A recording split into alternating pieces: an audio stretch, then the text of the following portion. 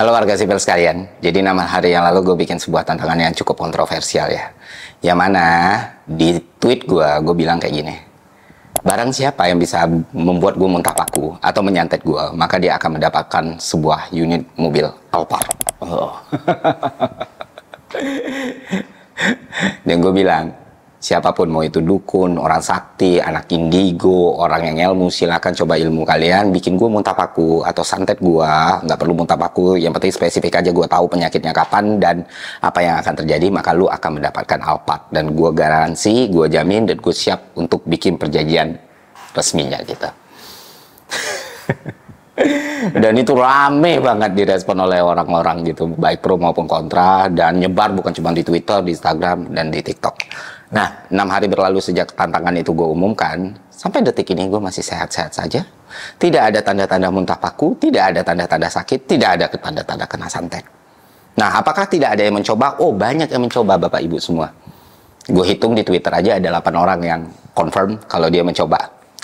Dan dari 8 orang ini ada yang ngaku beneran sakti, ada yang ngaku ngelmu, ada yang kenal orang sakti, dan lain sebagainya. Dan ternyata 8-8-nya gugur. 5 diantaranya tutup akun, 2-nya private akun, dan 1-nya ya tetap buka, tapi dia pakai akun anon. Dan terakhir, ini respon dukunnya. Wah, buat kalian yang nggak bisa bahasa Jawa, silakan tanya teman-teman kalian yang bisa bahasa Jawa. Intinya dia bilang, wah Bapak orang api, orang yang bagus, taat agama, garis keturunannya bukan sembarangan, ini orang besar, kalah ilmu, kalah nasab, dan lain sebagainya. Itulah alasan kenapa gue nggak bisa disantet. Omong kosong.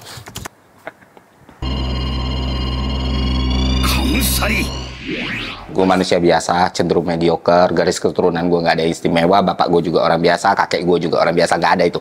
Nggak ada. Satu-satunya alasan kenapa sampai sekarang gue nggak bisa disantet karena santet itu nggak pernah ada.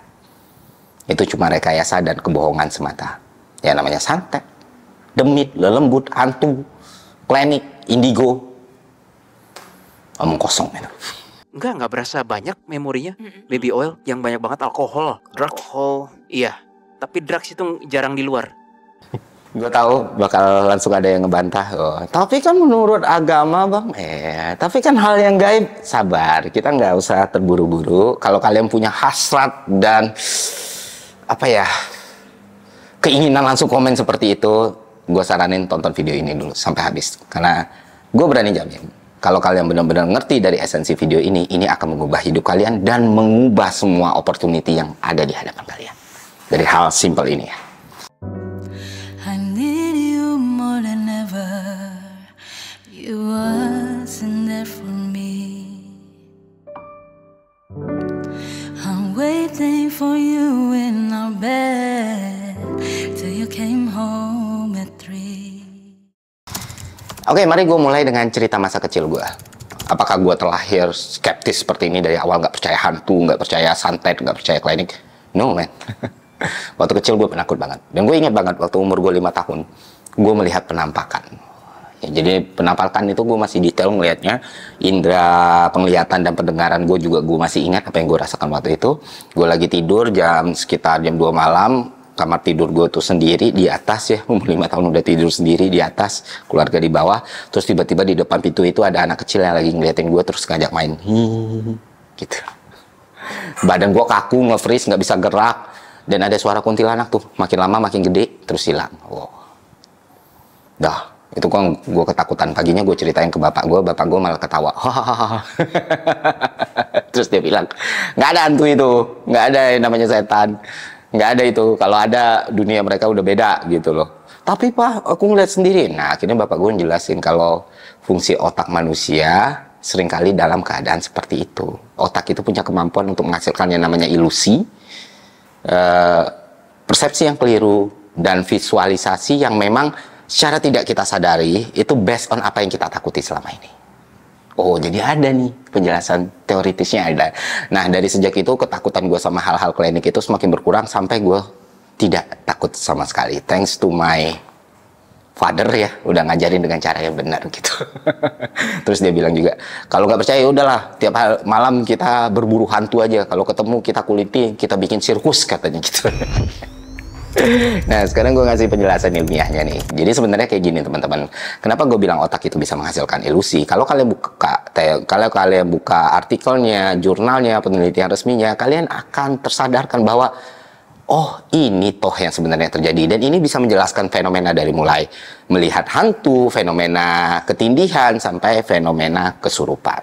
Jadi secara ilmiah, penampakan hantu itu bisa kita jelasin melalui berbagai faktor psikologis, neurologis, dan lingkungan yang saling berinteraksi. Dan ini akhirnya menjelaskan banyak hal yang kita lihat. Pertama ada yang namanya pareidolia. Jadi pareidolia ini menjelaskan bahwa otak manusia dirancang untuk mencari pola di lingkungan sekitar, termasuk mengenali wajah atau bentuk manusia dalam objek yang sebenarnya tidak relevan. Ketika otak secara otomatis menafsirkan bentuk acak seperti bayangan atau suara menjadi sesuatu yang akrab seperti wajah atau sosok manusia. Jadi ketika seseorang melihat bayangan atau pola yang tidak jelas, otak bisa salah mengidentifikasikan ini sebagai hantu. Itulah kenapa hantu di setiap negara itu berbeda, Pak. Karena persepsi kita terhadap ketakutan itu berbeda gitu. Orang Romania melihat ketakutan itu Dracula, kita melihat ketakutan itu kuntilanak. Ya, makanya nggak pernah ditemukan kuntilanak di Rumania atau nggak pernah ditemukan Dracula di Indonesia. Makanya jenis hantu itu bergantung sama teritori. Nah, itulah karena semua itu dibentuk oleh media dan persepsi tentang ketakutan, sosok hantunya, sosok dedemitnya, sosok lelembutnya.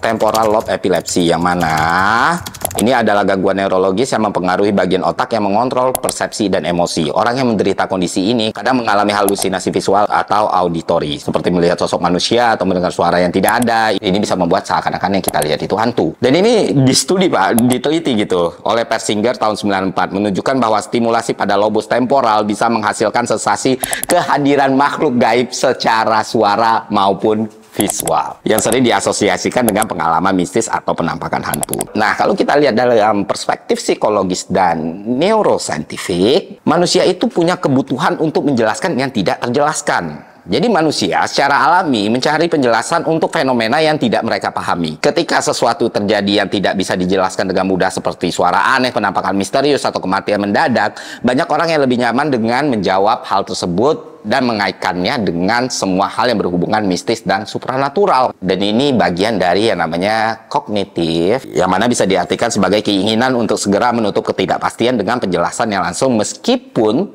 tidak berbasis bukti. Dan masih banyak lagi penjelasan ilmiah lain yang ngedibang eksistensi lelembut, dedemit, dan hantu ini. Dan semakin gue tahu, semakin gue sadar betapa bodohnya saya kalau sampai terikat dengan yang namanya logika mistika.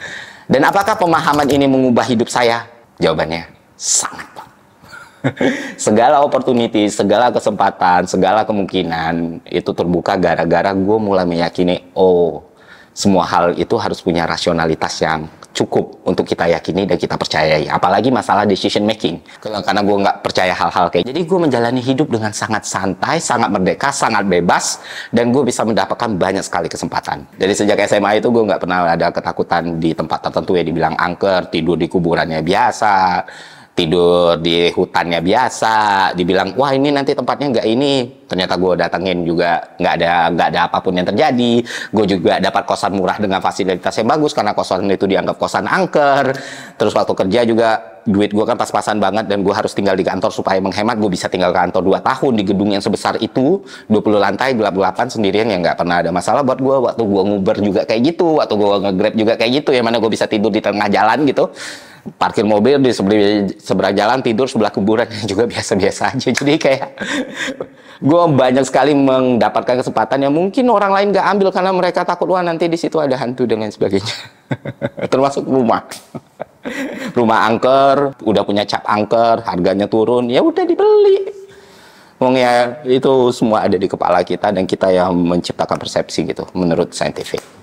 Nah, itulah yang terjadi sama hidup kita. Itulah kenapa gue bisa santai banget ngasih tantangan seperti itu. Kalau lo bisa santai gue, ya udah mobil Alphard gue buat lo gitu. Dan kalian jangan salah paham, kalaupun ternyata memang gue bisa disantet, gue malah seneng. Gue kan nggak minta mati ya, gue minta keluar paku aja. Kenapa gue senang? Karena gue bakal jadi pengubah peradaban manusia, Pak. Gue bisa membawa sebuah perubahan yang besar buat dunia gitu loh. Gue bakal jadi seorang disruptor. Lu bayangin berapa banyak duit di dunia ini habis untuk riset and development nuklir, senjata pemusnah massal, pertahanan negara, alutsista. Wow, itu gede banget. Dan bayangin, industri kan udah bergerak ke bidang jasa nih ya. Dan kalau kita bisa mengorganisasi para santeters ini dengan baik, kita tingkatin skillnya, kita perluas batasannya, katanya nggak bisa antar pulau kan, wah nanti kita bikin riset supaya bisa antar pulau atau negara, ini bisa kita jual kemana-mana. Hilirisasi itu jadi kenyataan. Indonesia negara penghasil santeters terbaik. Lu bayangin kita bisa ngalahin Silicon Valley, bos. Dan kalau kita shift, bukan cuma masalah sakit menyakit atau nyelakain orang, kita shift untuk pengiriman pesan, pengiriman barang. Bayangin energi terbarukan seperti apa ini. Menghasilkan sesuatu yang tidak ada menjadi ada gitu. Dari organ manusia jadi paku gitu. Kalah coy. Edward Eric kalah. Alphonse Eric kalah. Nggak ada ekualitas. Nol ada gitu. Walaupun menentang hukum fisika, gaskan gitu.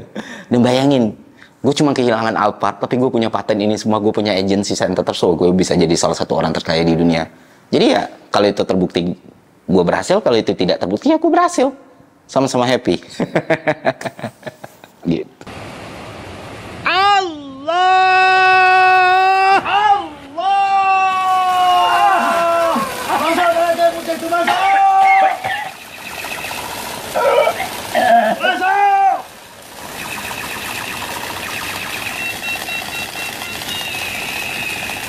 Oke, sebagai seorang muslim atau yang menganut agama Islam, tentu kita punya kewajiban dan keharusan untuk meyakini bahwa hal yang gaib itu ada ya. Karena gaib itu banyak sekali dan universal sekali gitu loh. Nah, tapi terlebih lagi di dalam Al-Quran dan hadis itu banyak sekali rujukan yang emang udah nunjukin ke kita bahwa bentuk orang jahat dan penyihir itu ada dalam cerita-cerita kenabian atau cerita-cerita Rasul. Nah, makanya dari awal gue koridornya jelas, yang gue tentang itu dukun, anak indigo, orang yang ngaku bisa nyantet dan lain sebagainya. Tapi gue nggak pernah sama sekali ngomong kalau hal yang gaib itu nggak ada. Oh, beda gitu. Gue juga menentang hantu, karena kan kalau dalam agama Islam itu bukan diajarkan ada hantu ya, tapi ada jin, tapi ya domainnya jin dan manusia itu berbeda. Ada setan, iblis, jin itu berbeda gitu loh. Tapi kalau hantu dalam konsep orang meninggal terus jadi arwah, yang nggak ada. Dan itu seringkali digunakan orang untuk menipu orang lain. Nah, masalah sihir bagaimana? Ya kita harus tahu asbabun nuzulnya gitu loh. Di era 2024 ini, apakah bisa kita samakan dengan era kerasulan yang dulu? Tentu berbeda. Nah, yang gue sesali adalah banyak orang yang menjadikan hal ini sebagai pembenaran atas keyakinan mereka pada dukun, santet, indigo, dan lain sebagainya gitu. Tanpa memahami konteksnya secara utuh dan jelas gitu. Dan sama orang-orang ini juga digunakan untuk membodoh-bodohi orang lain. Lu pikir di berapa banyak orang-orang di kampung itu dicuci otaknya, dipengaruhi, diberikan kebohongan, dan akhirnya orang ini menggunakannya untuk hal-hal yang sangat-sangat salah dan tidak terpuji, termasuk pelecehan, pencabulan, penipuan, bahkan pembunuhan gitu loh. Dan gue pikir ya, pemahaman kita atas ini benar-benar harus konkret dan kuat, sehingga kita tidak lagi memberikan ruang orang-orang seperti ini. Orang-orang yang ngaku sakti, orang-orang yang ngaku jago, orang-orang yang bisa ngeramal masa depan. Nah, masalahnya media kita, entertainment kita, dan masyarakat kita ya pada faktanya menyukai hal-hal seperti ini. Karena balik lagi, dalam teori psikologi kita itu seringkali mendefinisikan sesuatu yang kita tidak mengerti sesuai dengan keyakinan kita tanpa bukti empiris. Rasanya kayak seru aja gitu loh ngomongin sesuatu yang magis dan mistik, padahal kita sendiri nggak pernah ngelihat, ngalamin, atau merasakan secara konkret. Maka inilah yang harus kita lawan dan kita cegah. Itulah kenapa Tan Malaka sangat-sangat vokal membicarakan hal seperti ini, karena dampaknya kepada masyarakat lebih buruk daripada ya teman-teman kira. Beberapa hari yang lalu gue sempat nge-call out kata bizarre, terus gue juga sempat ngebahas dia ada satu hal yang mungkin belum sempat gue bahas tentang orang ini ya. Orang ini juga melakukan penipuan. Dia berusaha membranding dirinya itu kebal, punya kodam apa gitu, macan putih, kera putih, nggak ngerti gue. Dan dia sering banget berusaha nunjukin kalau dirinya sakti mandraguna. Dan trik yang dia gunakan yaitu air keras gitu, cuci tangan, sok minum, dan segala trik murahan yang lain yang sebenarnya lu nggak perlu jadi Einstein untuk bisa ngebongkar betapa murahannya trik yang dilakukan kata bizarre tadi. Nah, buat lu yang sekolah, buat lu yang meyakini, buat lu yang emang terdidik dengan baik atau berada di lingkungan yang baik, mungkin ngeliat orang kayak kata bizarre ini badut aja lah ya, gitu kan. Tapi anak-anak sekolah yang ada di kabupaten, ada di daerah rural atau di pelosok sana, ngelihat kata bizarre ini bener-bener, wah ini orang keren banget nih, sakti mandraguna nih, punya kodam banyak. Tuh contohnya dia bisa main air keras dengan sesuka hati, wah dia idola gua, wah dia kayak karakter kartun gua, dan lain sebagainya. Yang mana seperti yang gue bilang tadi, semua trik itu bisa dibuktikan. Ini salah satu pengaruh buruk kenapa kita nggak boleh terikat sama logika mistika. Karena kalau kita sampai terikat sama logika mistika, kita jadi orang yang sangat gampang dibodohi. Dan yang jadi korban dibodohi ini bukan cuma masyarakat kecil, bukan masyarakat tidak mampu doang. Politisi-politisi kita yang seharusnya berasal dari status sosial yang lebih baik, yang seharusnya kita harapkan punya kemampuan yang lebih baik, itu sama bodohnya. Ketika kalian tanya atau mapping politisi-politisi ini, salah satu anggaran mereka paling besar keluar itu ya anggaran-anggaran mistis gitu. Tidur di kuburan, ketemu pemuka ini, ketemu orang hebat ini, dijanjiin ini, bayar mahar segini, ujung-ujungnya kalah masuk rumah sakit jiwa, gila. Dan hal ini banyak sekali terjadi. Ini salah satu bentuk kenapa ikatan pada logika mistika itu sangat merugikan masyarakat gitu. Paling bikin gue miris dan paling bikin gue sedih adalah soal penanganan kesehatan.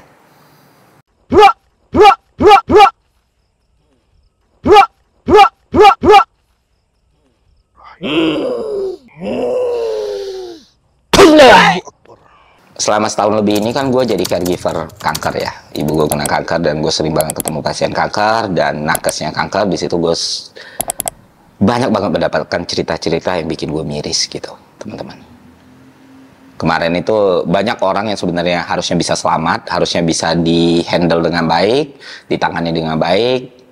Tapi karena percaya dengan hal-hal yang mistis, percaya dengan santet, percaya dengan guna-guna, percaya dengan wah tetangga iri dan lain sebagainya, akhirnya nggak ngambil langkah medis yang tepat, malah berobat ke orang pintar. Dan ujung-ujungnya balik lagi ke dokter dalam keadaan yang sudah terlambat. Itu wah, bukan cuma banyak tapi banyak sekali. Pengobatan kanker di Indonesia itu udah maju lah, udah cukup lumayan memuaskan. Mungkin belum bisa kita compare sama Malaysia ataupun Singapura, tapi udah oke banget. Di Dharma Ais itu selama lu ikut prosedur dengan benar, insya Allah lu ditangani dengan baik gitu lah. Nah cuman masalahnya lebih tingkat meninggalnya masih tinggi ya, karena orang Indonesia masih keikat sama logika mistika ini gitu. Melihat perutnya membesar, terus cek satu dokter nggak tahu, cek dua dokter langsung memutusin oh tetangga guna-guna. Terus ngelihat penyakit, ngelihat badan sakit tapi nggak bisa diidentifikasi penyakitnya apa, langsung nyimpulin oh orang santet. Padahal masalah medis di Indonesia atau dunia kesehatan Indonesia itu yang pernah gue omongin adalah masalah skill set ini, masalah kemampuan ini, masalah kapabilitas ini.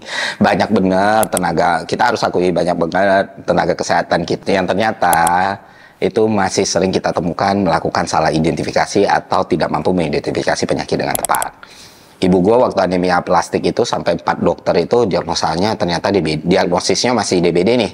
Baru ketemu dokter yang benar, baru tahu itu anemia plastik. Termasuk kanker ini. Kanker ini 3 kali itu didiagnosis sebagai sinus. Tapi ternyata tahunya kanker. Nah artinya apa? Artinya logika mistika ini sudah memberikan kerugian yang sangat besar bagi masyarakat kita. Ini baru soal kesehatan loh. Ya kan?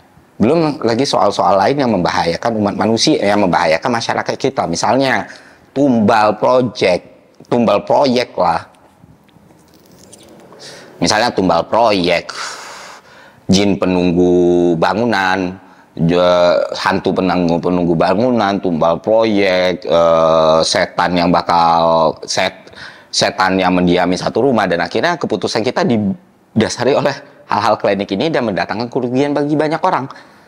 Karena isu tumbal proyek akhirnya keselamatan kerja nggak dipikirin. Karena isu jin penunggu lift akhirnya lift itu nggak pernah dibenerin dan makan korban sehingga ditutupin gitu. Dan masih banyak lagi cerita lain yang sangat miris. Di 2024 kita mau menuju Indonesia emas, masyarakat masih terikat dengan hal-hal seperti ini sih. Dan yang lebih parah lagi, ini dikomodifikasi, dikapitalisasi oleh media, hiburan, dan lain sebagainya, sehingga glorifikasi kepada hal-hal yang sifatnya klinik dan hantu ini jadi semakin menggila gitu. Lu lihat channel YouTube yang rame itu biasanya channel YouTube yang ngomongin hantu. Atau settingan kesurupan, settingan indigo, settingan hantu yang nggak pernah kelihatan, benar-benar literal gitu. Tapi ya, dan itu membuat masyarakat menikmati, takut tapi menikmati. Ujungnya film yang laku juga film horor, channel yang laku juga channel horor. Yang mau nggak mau ya dari awalnya cuma storytelling, lama-lama ya mereka harus setting gitu, bikin kebohongan, bikin penipuan, dan makin memperkuat logika mistika di kalangan masyarakat. Kenapa gue bisa ngomong? Karena gue ketemu langsung sama pelaku-pelakunya. Lu pikir kesurupan di YouTube itu semuanya kesurupan beneran? Kagak. Dan fenomena kesurupan itu pun juga bisa dijelaskan secara saintifik. Jadi banyak macamnya nih. Bentuk paralyze, kenapa orang bisa kesurupan atau kehilangan kesadaran. Dan itu nggak ada hubungannya sama demit dan lembut. Nah, sekarang lucu-lucuan aja deh. Lu kan, mana pernah kita ngeliat orang kesurupan sendirian kan? Nah, sampai sekarang juga tetap aja tantangan itu masih akan terus berlaku sampai kapanpun. Jadi siapapun yang bisa santet gue kasih Alphard. Emang lu bisa beli Alphard bang? Ya cukuplah dikit-dikit duit gue untuk beli Alphard. Jadi ya gue nggak bohong, I'm man of my word gitu. Karena gue juga menunggu itu. Kalau itu berhasil gue juga seneng gitu. Wah, muntah paku, gila lu. Lebih-lebih daripada Full Metal Alchemist bos. Nggak, konsep equal nggak perlu lagi nih. Lu kayak pegang Philosopher's Stone nih, bisa create something gitu kan. Wah, jadi besi, jadi metal, jadi beton. Bayangin seberapa besar ini akan memberikan pengaruh kepada peradaban umat manusia kalau berhasil. Jadi ya no hard feeling, silakan coba gitu. Nah, itu aja dari gue, pesan gue terakhir ya. Itulah, kita jangan bodoh lagi, jangan terikat lagi dengan sesuatu yang nggak bisa dibuktikan secara empiris. Apalagi itu menyangkut mencelakakan orang lain, menjahati orang lain, sehingga kita terpaku tuh sama hal-hal kayak gitu dan otak kita nggak bisa berkembang sebagaimana mestinya. Itulah kenapa Tan Malaka sampai bikin Madilog kan. Dan itu udah diprediksi Tan Malaka 1928 dan masih kita lakukan sampai sekarang. Nah, cobalah kita merefleksikan diri kita, apakah benar kita bergerak ke arah yang semestinya gitu. Tapi jangan rendah diri juga. Yang fenomena kayak gini bukan cuma terjadi di Indonesia ya. Sehari setelah gue menantang orang untuk nyatet, gue di Reddit itu lagi rame Witcher ya, penyihir itu bilang mereka mencoba mencelakakan Donald Trump, tapi karena Donald Trump pelindungnya terlalu kuat jadi gagal. Ya alasannya bakal gitu-gitu terus. Percayalah sama gue. Kalau emang santet itu ada, itu pesulap merah nggak disomasi hukum pak sama asosiasi dukun. Ya disantet aja kok ya pakai asosiasi hukum. Itu Zawin udah nggak ada, gue juga udah nggak ada. Kalian mau bukti kayak gimana lagi untuk lepas dari hal-hal seperti ini? Dan jangan dikasih panggung lah orang-orang yang cerita, wah gue melihat ini, gue merasakan energi ini. Men, semua itu kebohongan. Mereka nggak pernah benar-benar spesifik ngomong apa yang akan terjadi. Terjadi A, B, C, D, E. Wah, itu pola-pola peramal. Sama juga pawang hujan gitu. Dibayar kalau berhasil, kalau enggak ya nggak usah. Ayolah. Katanya mau Indonesia emas. Oke, itu aja dari konten dari gue. Semoga bermanfaat. Sampai jumpa di konten selanjutnya. See ya.